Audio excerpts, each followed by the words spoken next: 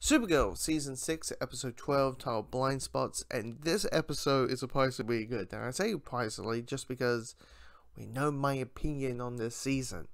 My opinion on this season has been kind of split up in categories. Meh, to, that was alright, to, okay, that wasn't that good, okay, this is pretty sucks. There hasn't been a, oh my god, this episode is pretty good, or surprisingly well done, or oh my god, it's amazing. Like, I haven't done that for a while with this show. And talking about this episode is just comes as like a shock, as like a, whoa, okay, season 6, you might be picking up your speed now, okay, cool. And what this episode is basically about is about Kelly Olsen becoming the new guy and questioning herself what type of hero she wants to be, what type of messages that she wants to bring to the people, and what's important to her. And it's, I mean, here's the thing, the show's not, I mean, the show in general is not afraid to talk about social issues, and this episode is talking about the black, basically the black community and discrimination, Black Lives Matter, the conversation of race and discrimination and inclusion, and all those type of things. And out for the episode, like, you know, the villain isn't the most fleshed out and all that, but it's one of those stories that it's not really important. The superhero aspect of things is not really important. It's all about that conversation, the message. So when you have Kelly just going berserk at Team Supergirl about, you know, people are dying, kids are dying in hospitals, and and your guys is flying around trying to save tomorrow, but you should be focused on today. It's kind of like they're seeing the small picture, but they're not seeing the bigger picture. And understanding what type of hero Kelly's trying to be and aiming to be, and that is the ground hero.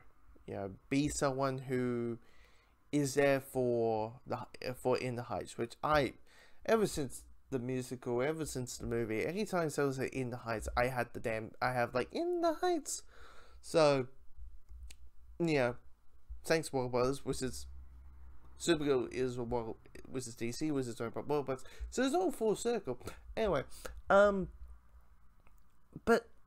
yeah, it's all about that, because as I said, the villain isn't that first side. It's just, it's the bitchy evil businesswoman from last episode. Now she's just a evil businesswoman with powers.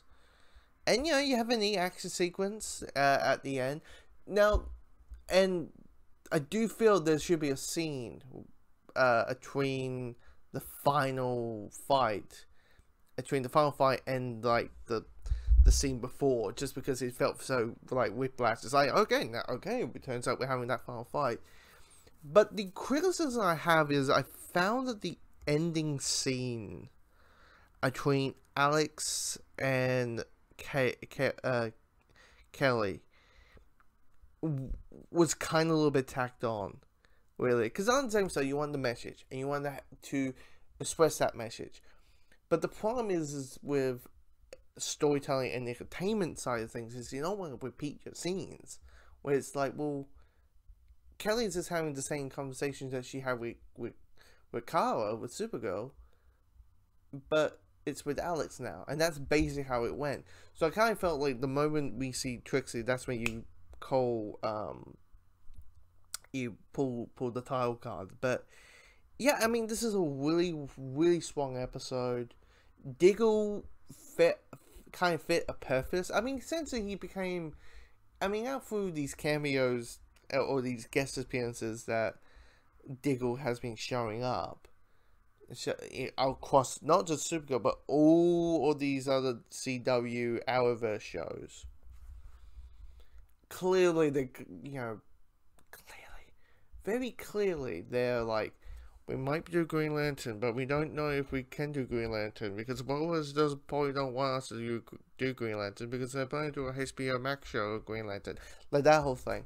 So they'll just make him the Wisman guy, and he's, as Diggle was on Arrow. Like, he was the guy who was able to do the big speech of the episode, and to whip Oliver into shape and understand this is what your goal is, this is what you should be, and all that. And you know, Diggle's spot felt needed.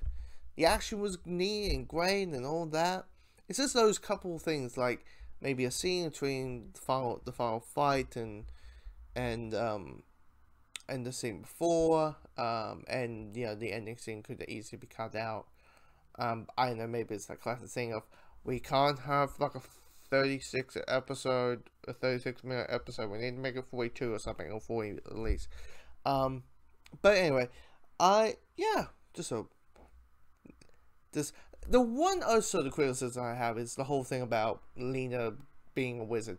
That just comes across as like, we don't know what to do with the cat anymore, because literally, if you think about it, after Lena finds out who Kara is, that Kara's Supergirl, and her reaction and her going full circle, and that story is done, it's kind of like, what do we do? Okay, we'll make her a wizard.